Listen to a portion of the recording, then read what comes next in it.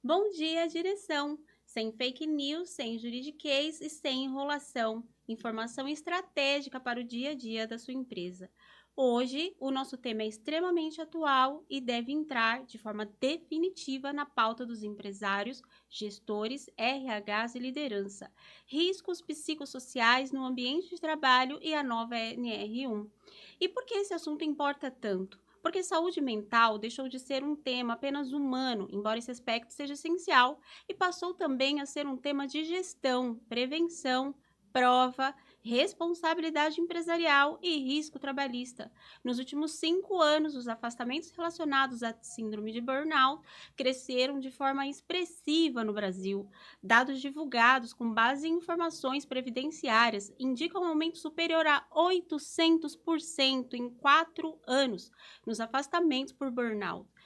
Além disso, notícias recentes também têm destacado decisões judiciais reconhecendo a síndrome como doença ocupacional em determinadas situações, com possibilidade de indenização quando demonstrado nexo entre o adoecimento e o ambiente de trabalho. E aqui começa o primeiro ponto que o empresário precisa entender. Isso não significa que todo afastamento por ansiedade, depressão, estresse ou burnout será automaticamente responsabilidade da empresa, mas significa sim que a empresa precisará demonstrar que atua preventivamente, que possui gestão de riscos, que organiza o ambiente de trabalho de forma adequada e que não ignora fatores capazes de gerar o adoecimento. A nova leitura da NR1 reforça justamente essa necessidade.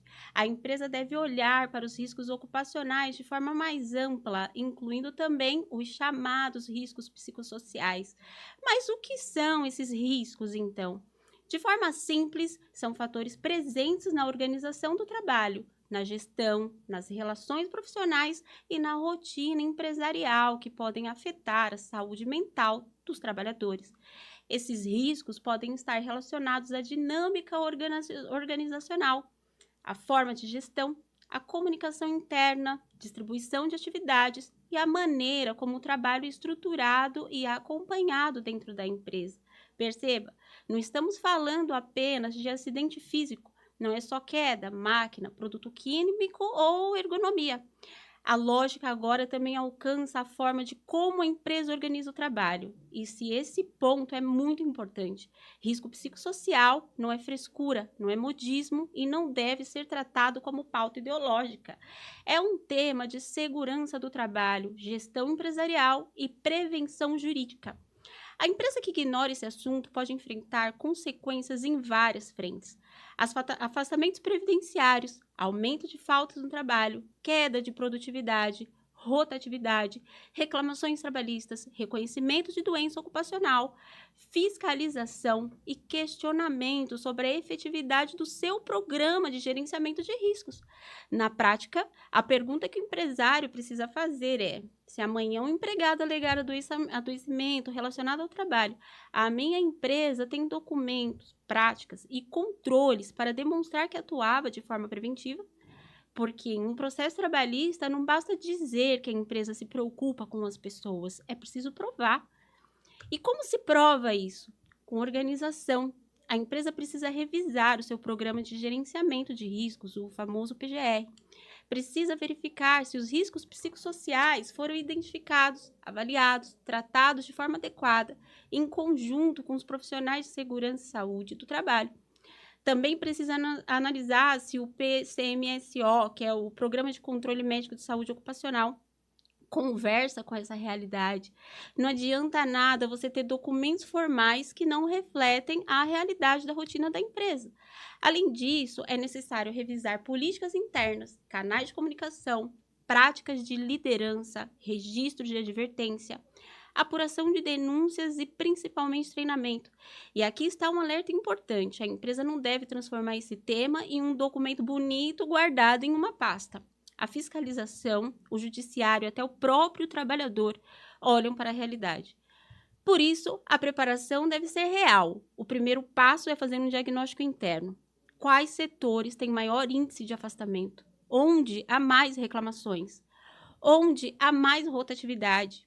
Quais lideranças têm mais queixas? Essas perguntas precisam ser feitas antes que o problema vire processo. O segundo passo é envolver os profissionais corretos.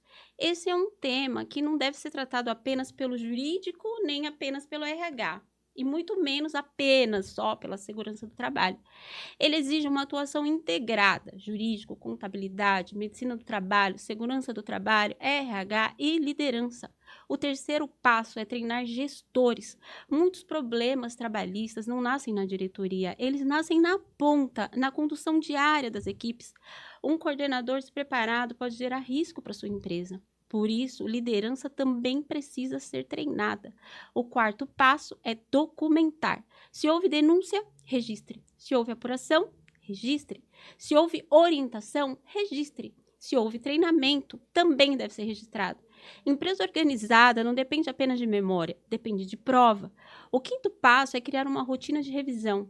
Riscos psicossociais não são estáticos, eles mudam conforme a empresa cresce, muda de equipe, altera metas, troca liderança, aumenta a demanda, abre filial ou muda um modelo de trabalho. Por isso, esse tema precisa ser acompanhado de forma periódica. Agora, um ponto muito importante para evitar distorções. A nova NR1 não significa que o empresário deve parar de cobrar resultado. A empresa precisa de produtividade, precisa de meta, organização e cobrança. O que não pode é confundir cobrança legítima com abuso, gestão com assédio, produtividade com adoecimento e urgência com desorganização permanente. Cobrar resultado não é ilegal. O risco está na forma como essa cobrança acontece, na intensidade, frequência, contexto e nos meios utilizados, como, por exemplo, a ausência de gestão preventiva. Então, qual a mensagem prática para o empresário? Se a sua empresa ainda trata a saúde mental como um assunto distante de gestão, está na hora de mudar. A empresa precisa começar a olhar para os riscos psicossociais como parte da sua estrutura de compliance trabalhista. Isso significa revisar documentos, rever práticas, capacitar lideranças, apurar denúncias e criar uma cultura mínima de prevenção. Porque o cenário mudou, os afastamentos aumentaram. O tema já ganhou força nas decisões judiciais. A regulamentação passou a exigir mais atenção e o ambiente de trabalho passou a ser analisado também sobre a perspectiva de saúde mental.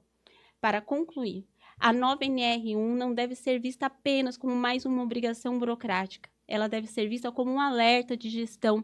Empresas se preparam, reduzem risco. Empresas que ignoram o tema acumulam passivo. E nesse assunto, prevenir não é apenas proteger o trabalhador, é proteger também a empresa, a liderança, a operação e o futuro do seu negócio. Bom dia, direção, porque a empresa bem orientada não decide no susto, decide com estratégia.